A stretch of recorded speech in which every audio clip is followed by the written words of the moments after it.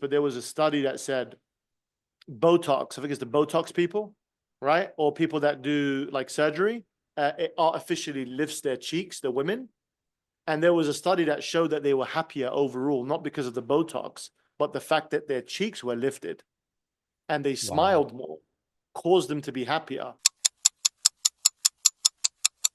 Because it's your first time, ask them about previous experience and their previous track records.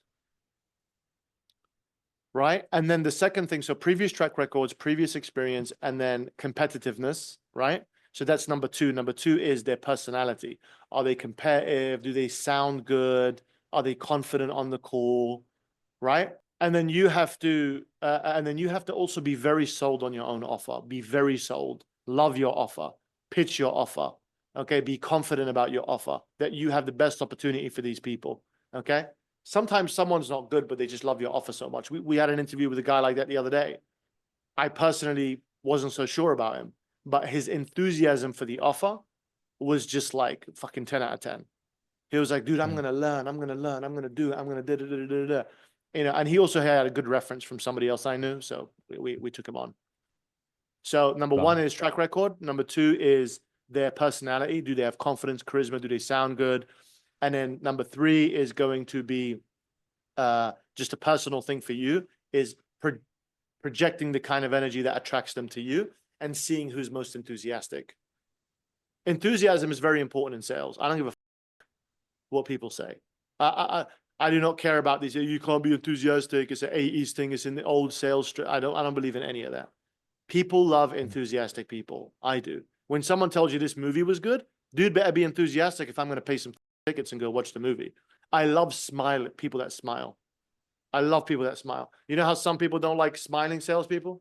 I smile until I got a frown, but I'm always trying to smile if I can. And I'm trying not to be too serious. I'm trying to be young at heart. So people who smile are really, really good because they can project happiness on the phone and optimism. That's why, I don't know if you guys saw this, but there was a study that said Botox, I think it's the Botox people, right? Or people that do like surgery, it artificially lifts their cheeks, the women. And there was a study that showed that they were happier overall, not because of the Botox, but the fact that their cheeks were lifted and they smiled more, caused them to be happier. And there's a really good book written on this. I've never read it in my life, but I just saw the book and it confirmed what I suspected, which is emotions do not come from your thoughts. They come from your body. Right. And I think Tony Robbins spoke about this. He said, if you stand straight, then you're more confident. If you put your legs in a certain way, your testosterone goes up. Dude, I believe that's so true that even the way you structure your face can actually cause a change in your personality. So if you're smiling more, you're happier.